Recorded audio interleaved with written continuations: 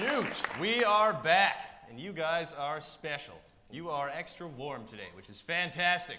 So we've got some goods for you. In honor of the 100-year anniversary of Pantages Playhouse, we've actually brought in our special entertainment reporter.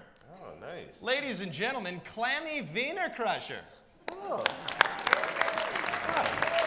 Thanks for coming, Clammy. Clammy. Mic yourself up there. Looking very beautiful. Oh, gee. Oh, thanks, guys. Oh, thank you for being here, Clammy. Oh, boy. Gee, thanks, Dad. You didn't have to do all this for old Clammy. You're too much. Well, I mean, we didn't really do it just for you, Clammy. I mean, it's for the mood disorders of... All right, you know what? Never mind. We're glad to have you here. So, what have you been, working on here with the Pantages Playhouse? I understand you've been here for quite some time. Oh, well, now, I don't want to show my age here, Danny boy, but yes, I have been frequenting the Pantages for the past 100 years. I remember back in 1920 when I invited Charlie Chaplin into my right balcony, right in the orchestra pit over there. Wow, he wasn't such a great dictator if you catch my drift. Why, he was as silent as the films he made. Wow. Charlie Chaplin. That's impressive. Wow. I remember meeting Duran Duran back in '82. What a bunch of bearcats. Hated their faces, though, so I broke all their ribs. Let me tell you, I had a view to a kill that day. Wow. I bet they wish they were in Rio right then. A man died that day, John. So, what else can you tell us? Well, there was that one time with Gordon Lightfoot. Why, if he could have read my mind. Yes?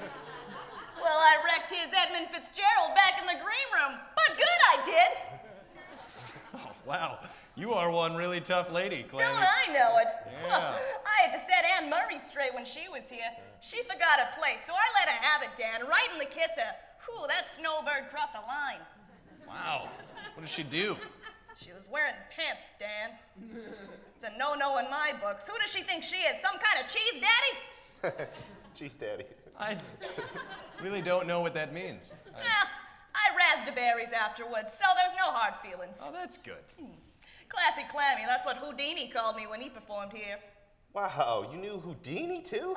Knew him? Oh, we were in love at first sight. What a tall stack of pancakes he was. It was magic, pure magic. Until one night he had me in a straitjacket and chains, and just as my bees got to buzzing, he disappeared. Did you ever see him again? Oh, I saw him all right. No one leaves Clammy to row her own canoe. No, I saw him a few years later. Gave him a shot straight in the abdomen. He died of a ruptured appendix 2 days later. Wow. Can't believe you had an affair with Houdini. How old are you? Old enough to know you don't ask a lady her age. That's it. This interview's over. See you at intermission. Well, I don't know if she wants to fight me or... Well, either way, you're going to be a man tonight, Dan. All right. Well, our next guest is an expert in experimental treatments for depression. Please welcome the lead researcher at the University of Phoenix Online, Gary Hayjout. Oh. Thanks for coming. Yeah, there's Thank you, Gary. Oh, see you, thank you, Gary. guys. Yeah. Oh, well, So excited to be here. Gary, why don't you tell us a bit about this treatment you've been working on? Well, Dan, I have made some amazing breakthroughs in my studies of depression. Basically, I've discovered that there's a correlation between people who live with depression and music. What correlation is that? Well, Dan, it's that a lot of music is sad. Hey, but I really like music. What is the treatment? Well, basically what we do is we take a sad song and we make it better. I call it the Hey Jude Initiative. If you guys would like, I can give you an example. Yeah, right now? Oh, yeah, okay, Dan. sure. Wow, all right. Let's have some real talk, Dan. Okay. Let's get real for a moment. What's a song that makes you sad? Well, Adele always makes me cry. Yeah, she's like an onion. That's perfect. She'd make a Pomeranian cry. Now, if we take her saddest song, we can make it go a little something like this. What do you think we'll find at the petting zoo? I hear they have alpacas, goats too. Don't forget the guinea pigs, their little feet tickle my hand. Sometimes I laugh so hard the pee runs down my leg. There's nothing that scares no pwn tigers or bears, West Coast rappers or snakes, feral monkeys with AIDS. You can't cuddle bumblebees, what a waste. Everybody now, what do you think we'll find at the petting zoo? I hear they have alpacas, goats too. Don't forget the guinea pigs, their little feet tickle my hands. Sometimes I laugh so hard the pee runs down my leg. Sometimes I laugh so hard the pee runs down my leg.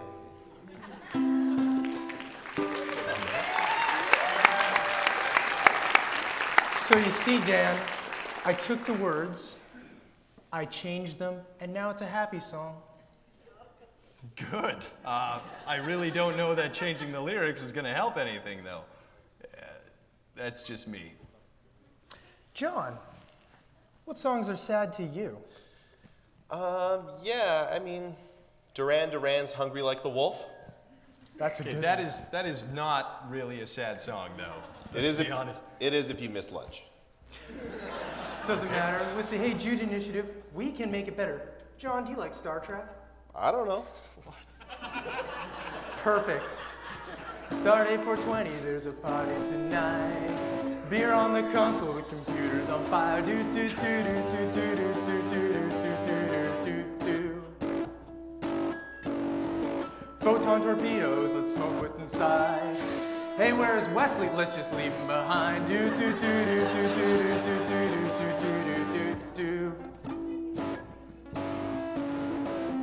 The captain's passed out. Deanna's making out with Q. Data's too loud. Turn his volume down. And I'm hanging out with War. Drunk with O'Brien. He's just over 9. It looks like Wesley's going to puke. Need someone to drive, but Jordy is blind, and I'm hanging out with War. Has this actually helped anyone at all? Yeah, I'm still hungry. Well, so far people haven't responded as well as I'd like. A lot of the results have shown that people really hate it when you take their iPods and change the songs. I had the same problem back in the 90s with cassette tapes and what I called the Yankovic treatment. Also says here that you are working with DeVry Tech for further funding of the project. Yes, that's true. I'm in talks with their voicemail right now. Oh, okay. If I were to give you some funding, could you fund me a sandwich?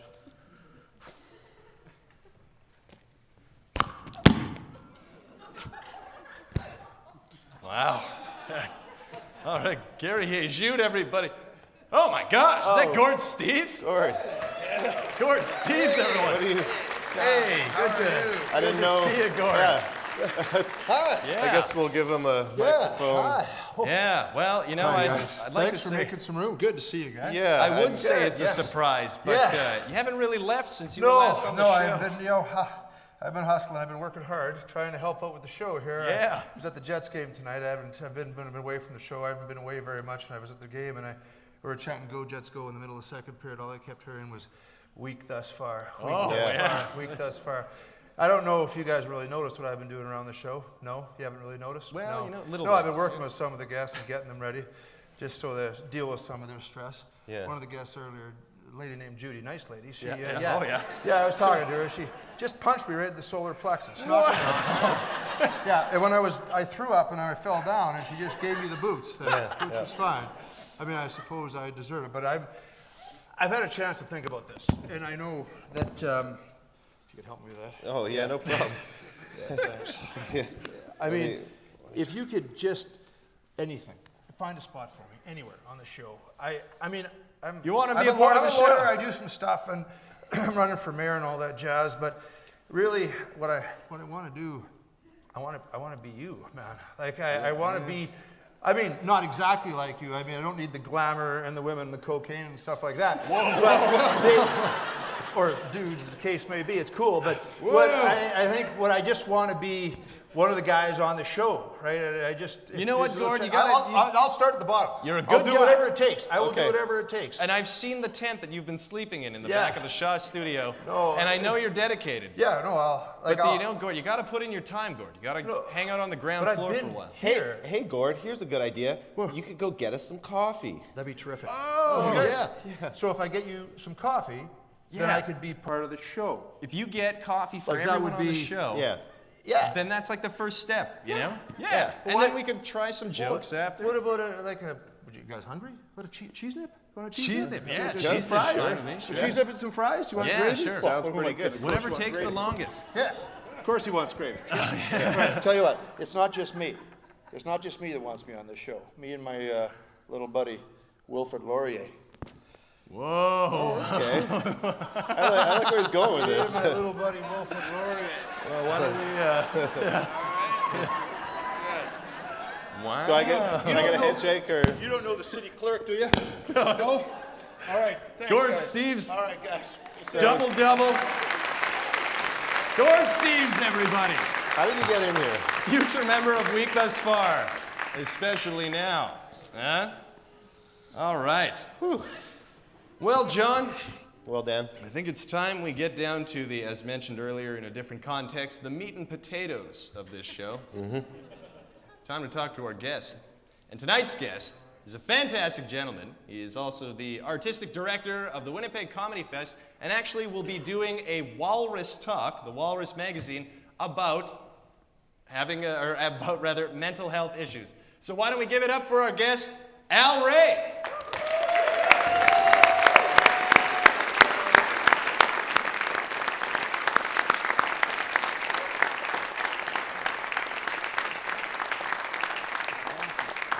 That's you.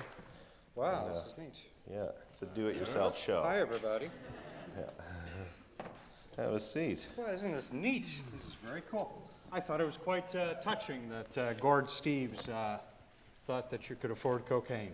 I thought that was quite moving. It really suggests that he thinks you have a status. That, It's good to see people with faith in our it's that he program. believes in you. I think Yes. that's what he was. He did give us $5, so and that's he gave Yeah. you $5. part of the way. The man walks with money up his sleeve. Can't be a bad guy.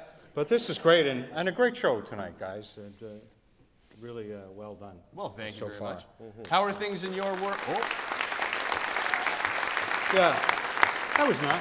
That takes up a bit of my time, so a little less of that. No, it's very nice, and this is great. And what a historic time, eh? The Pantages, 100 years 100 old. years. Charlie Chaplin tread these boards. The Marx Brothers, Buster Keaton. This theater has been a part of the city since 1914. Of course, you probably imagine the city quite different back then when it opened in February 1914. Just by way of example, back then in 1914, just down the road from here, a house at the corner of, say, Main and Higgins would sell for $6,000. Today, that same house would sell for $5,000. Wow. It's changed quite a bit. Yeah. The city has really changed. big shift. Yeah. Changed quite Quite a lot. So, as with every spring, you know, the weather starts getting better, and your schedule starts ramping up. This is a busy time of year for you, is it Yeah, not? this is the home base for the last 13 years of the Winnipeg Comedy Festival. And we're back again in less than 3 weeks' time. Tom Green, Sandra Shamus, Tom Cavanaugh from the Situation Comedy. Ed is going to be hosting one of our galas. Darren Rose from Match Game, Darren Jones from CBC, and some of the best stand-up comics from across the country. So it should be a very, very good time. And what is your role for people who might not know the details of it? What are you responsible for at the Winnipeg Comedy Fest? I'm the artistic director, so I book the comedy and I book myself. You know, It's got to be good. I pay well. And just kind of organize it logistically. It gets easier every year, you know. But it's a good thing, and as a comic, it's a chance to see some old friends, you know, and struggle. And you know, in the context of tonight, you know, it's something that I can look forward to every year because, like many people that struggle with some, you know, mood disorders and emotional problems and stuff, you know, the winter can be quite daunting. You know, it is literally depressing. So it's nice to have that kind of thing at the end, you know, that really. And you're actually doing a talk soon about mental health. Yeah, in Montreal. In Montreal, I'm doing a walrus talk. It's actually called a different. The name of the talk is a different word for everything. It comes from that Steve Martin joke. I like the French. They have a different word for everything. And so the talk is about that, and it's just how in different languages we have very different words for moods and characteristics of human behavior. Like, for instance, the French have the word ennui, which really suggests a kind of a state of you know, boredom, but it's worse than boredom. It's a kind of what they call in Greek ahedonia, like the opposite of hedonism, right? Just a sense of just not having any passion, any, again, French joie de vivre, you know, a sense of life, feeling of life, and that's, you know, I think that's an accurate description of what it's like. But you know, years ago I would struggle, and I thought it was, you know, I would struggle with alcoholism, you know, and my drinking got so bad actually my liver was going to sue me for divorce. But we decided to stick together for the sake of the kidneys.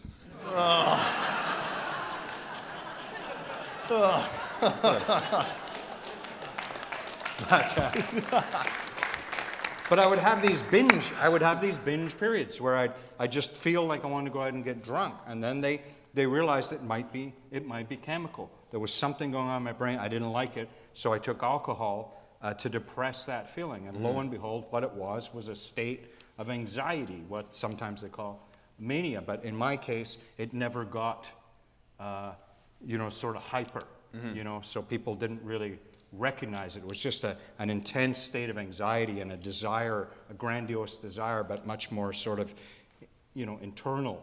You know, I went to the doctor and I described all this stuff, and he said, I've got some good news and I've got some bad news. And I said, well, what's the good news? And he said, you're manic depressive. I said, that's the good news? Because I was so despondent like this, you know. And I said, that's the good? He said, what's the bad news? He says, this is you when you're manic, you know. And that's a joke, right? But it's kind of true, because what I would do is when I was kind of in that state, and people would say, you're manic, but if you saw me, you wouldn't really think I was manic, because what I do is I go to the library, I take out a whole bunch of books, and all these plans and schemes. So I just sit, I read these books, and I get very intense about, I'm going to write a book about this, I got to write a play about this, I'm going to find out this theory, you know, if I got interest in science, I'm going to crack this code, right? And then the depression comes just the same, you know, as a guy who thinks, you know, who walks around and is much more grandiose publicly. It's just the same. As soon as the reality hits and the exhaustion hits, you're like, this is nothing, I've done nothing, I've just exhausted all this energy for nothing. And then you just get filled with guilt and self-loathing and all those things. But it doesn't have to be dramatic. People don't really have to see it. So sometimes you have to keep your eyes open and the people around you, because just because they're not acting strangely, you know, in the sense of disturbing people, doesn't mean they're not disturbed inside, you know. And you have to really say, why is Dan so interested in this? And it's not that you can't be interested in things or passionate about things, you know, that's what makes us unique. But if suddenly somebody is so interested and so passionate, but doesn't really seem to be, you know, doing anything, there's no realness to it, then you should really look at, you know, what they might be doing. And then sometimes they'll say, you know, I'm trying my best, man, I'm just a shitty stand-up. So sometimes it's just you're a hack, but sometimes it might be that you're.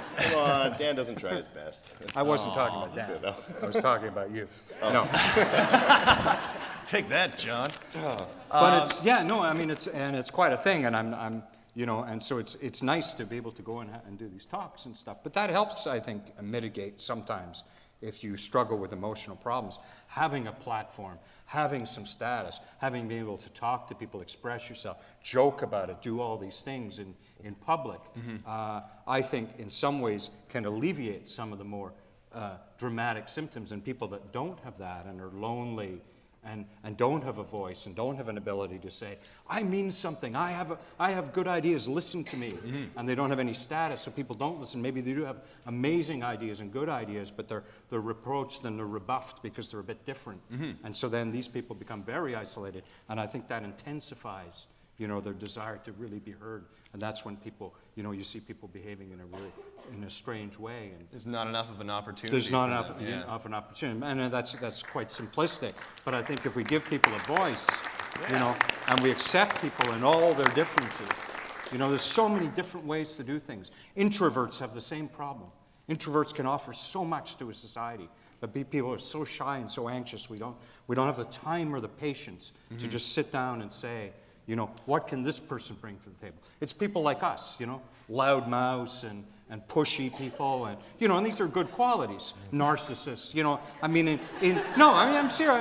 I'm serious. Okay. If you can check it, if they're not extreme, they're what make you successful, but at a very high cost, because then people that don't have these qualities, that are not necessarily always good, don't get hurt. People who are quieter, anxious, more methodical. We're just, here's what we're going to do. It's very, very male, too. It's a very male kind of passion. I've got an idea. My idea is best and stuff. So we've got to listen to people, I think, in every type of person. I definitely agree with you. There's so much diversity of how our brains work. There's no proper way to think. So kind of leading into that, what kind of role has being a comedian I'm very played? manic right now. I start off all quiet, now I'm crazy. What kind of role has being a comedian played in your life with regard to that, as far as gaining credibility and having people listen to the things you say? It allows you to have permission to say things that are inappropriate and eccentric and not be punished for them. I'm being very sincere, I often say things that are completely and utterly inappropriate and tremendously sincere, and people laugh, and I realize if people hadn't laughed, I'd be in a lot of trouble right now, right? Because all I've really done is just said something with no filter, right? That's all I've done, and they go, that guy, he speaks his mind, truth to power. No, most people get fired for that. I love the notion of tremendously sincere. Tremendously sincere, But we should all be able to do that, and we should give ourselves permission to do that. In some ways, it's great that we have a society where people say, we can't call people this name, you can't do this, and you can't do that. And we really check our most extreme behavior. But the other side of that, of course, is that when you legislate behavior in every single way, then people are destroyed for making some inappropriate comment. On a bad day, I said this thing that's, kind of unseemly. Yeah. And then it's like, get him out of office, fire him, shame him, ostracize him. We can't really have it both ways. We have to find a balance. If we're going to say, it's okay to be different, it's okay to be this and that, we also have an ability to make mistakes and say things that are inappropriate without everyone piling on you, and that's part of the problem of the internet. Oh, so definitely. scoldy, You say one thing to somebody that's slightly inappropriate and probably deserving of an apology. Next thing you know, you have to apologize. And next thing you're apologizing to the whole world Exactly. as if they were somehow put out by it. And there's no context on the internet. People don't know Exactly. if you're joking. They don't know if you're just Exactly. writing something because that's the way you Yeah. feel. So it can be difficult. Which is all to preface that just before I came here, I posted an extremely terrible thing on Facebook, which I was unable to retrieve. What's this? This And now sounds I good. want you guys to all defend me and go, oh, yeah, he didn't mean it. No, I'm just kidding. I always say inappropriate things. I don't care. Well, it's hard not to. So. It's not. But you Facebook should be is able to just speak your mind. I think, Carte blanche. no matter what. I agree. There's a lot of comedians now, especially, that are apologizing for things in their act after people see it, and then they go on the internet and they're upset about the things that they heard. When in reality, most of the time, it's taken out of context. I mean, save for some occasions. I'm sure we can all think of the one, especially with our friend from Seinfeld. Yeah. Well, I think you have to be, that's a perfect example. I think you have to be very careful about what your status is. And so if you're a white privileged male, you can't say my sexual assault joke about, sexual assault against women is okay.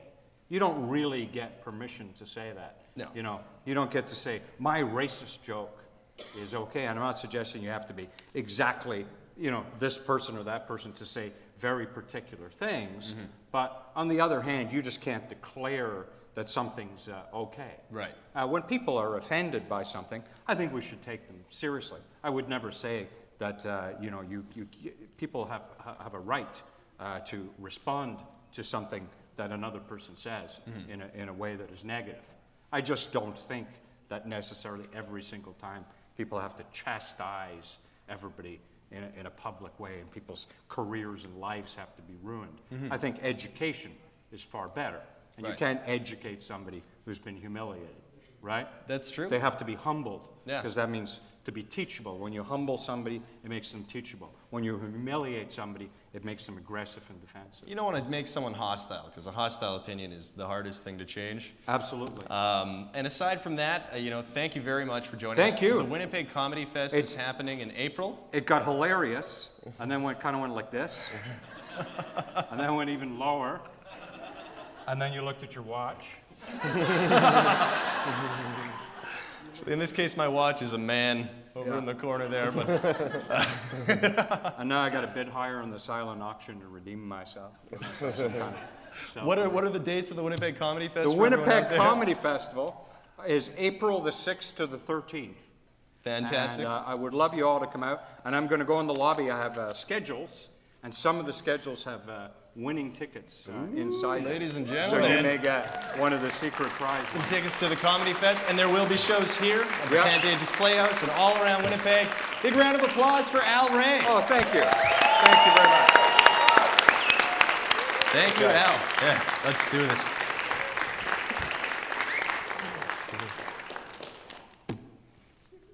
We'll be back with Scott Nolan.